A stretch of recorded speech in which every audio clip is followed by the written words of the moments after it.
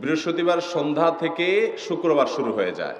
শুক্রবার বা জুমার দিন, এই দিন সম্পর্কে কোরআন এবং হাদিস থেকে ঘেঁটে আমরা 14টা আমলের কথা একটা লম্বা বড় ভিডিওতে বলেছি।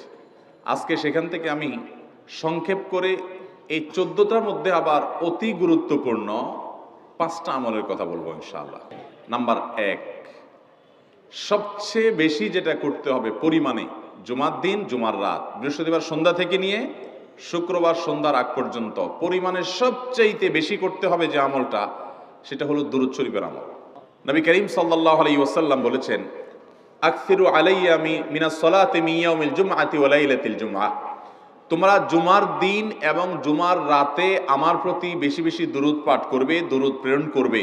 ফাইন্না সালাতাকুম মা'রুদাতুন আলাই, কারণ তোমরা যে দুরূদ পাঠ করো এটা আমার কাছে পেশ করেন আল্লাহর ফেরেশতারা, এবং রীতিমতো নামধাম সহকারে আল্লাহর একদল ফেরেশতা নিয়োজিত আছে। তারা বলেন, আল্লাহ, হে আল্লাহ রাসূল, আপনার অমুক উম্মত, অমুক অনুসারী, আল্লাহর অমুক বান্দা পৃথিবীর অমুক প্রান্ত থেকে, অমুক দেশ থেকে, অমুকের সন্তান, সে আপনার প্রতি দুরূদ পেশ করেছে জুমার দিনে, জুমার রাতে বা অন্য সময়ে। এটা নবী করিম সাল্লাল্লাহু আলাইহি সাল্লামের কাছে রিপোর্ট দেওয়া হয় আল্লাহর নিযুক্ত ফেরেশতাদের মাধ্যমে। এই জন্য শুক্রবার এবং শুক্রবার দিন এবং রাত, অর্থাৎ বৃহস্পতিবার সন্ধ্যা থেকে নিয়ে শুক্রবার সন্ধ্যা পর্যন্ত এই 24 ঘন্টার মধ্যে নবী করিম সাল্লাল্লাহু আলাইহি সাল্লামের ভাষ্য খেয়াল করেন, আকসিরু আলাই। ওলামা একরাম জানেন, নবী আলাইহিস সালাম সাধারণত কোনো আমল পরিমাণে বেশি করতে বলতেন না। পরিমাণে বেশি করতে বলার মতো আমল খুব কম ইসলামে। গোটা কোরআন যদি খোলেন আপনি, পরিমাণে অধিক করতে বলা হয়েছে এরকম আমল খুব বেশি পাবেন না।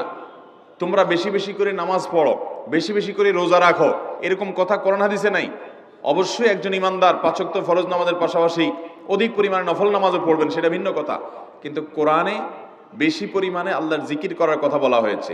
আর নবী করিম সাল্লাল্লাহু আলাইহি সাল্লাম বৃহস্পতিবার সন্ধ্যা শুরু হলে শুক্রবার সন্ধ্যার আগ পর্যন্ত বেশি পরিমাণে করতে বলেছেন যে কাজটা, সেটা হলো দুরূদ শরীফের আমল।